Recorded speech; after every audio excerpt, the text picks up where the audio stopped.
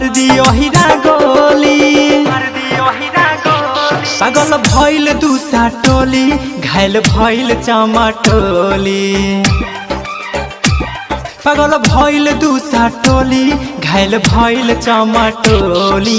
ऐसे जे देखैबू त मार दी ओहिरा गोली। जे तू कली नुनिया टोली। पंकज यूपी बहराइच।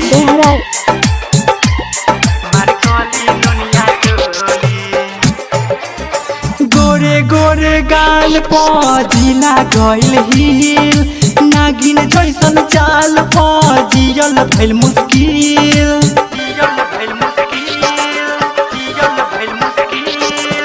गोरे गोरे गाल पजिला गइल हिल, नागिन जैसन चाल पजियल भइल मुस्किल।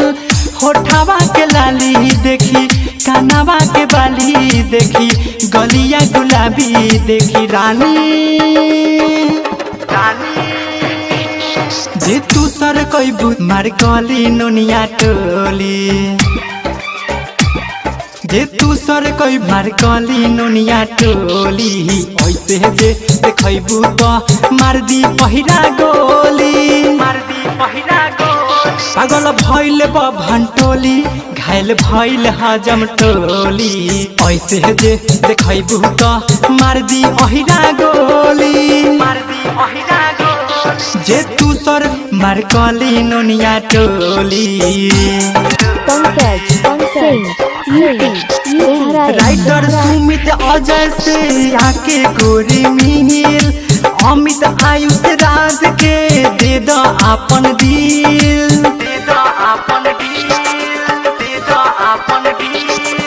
राइटर सुमित अजय से आके गोरी मिल, अमित आयुष राज के दे द आपन दिल।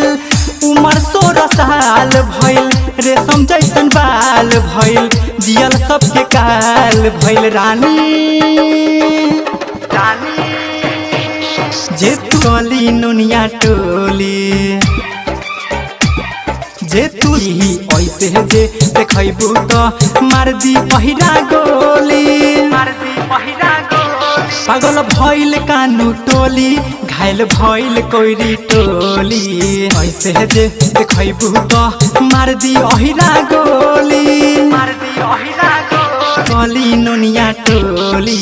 ऐसे जे देखैबू त मार दी ओहिरा गोली। जे तू सर मार कली नुनिया टोली।